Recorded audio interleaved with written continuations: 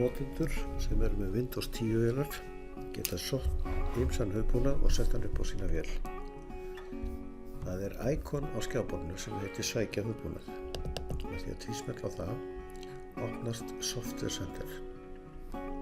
Hérna er safnað hugbúnaði sem hefur verið tekið saman og ég get að raða með í stafrófsröð. Ég ætla að finna eitthvað lítið forrit til að setja upp.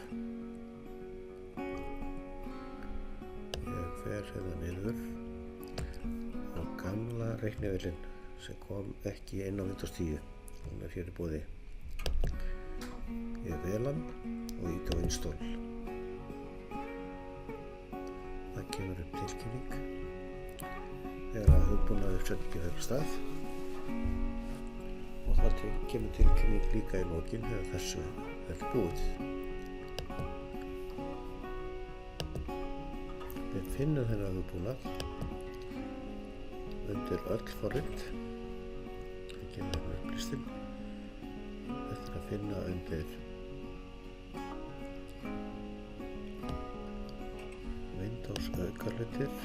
Hérna finnum við Calculator og hérna er gamli góðu reiknivélin.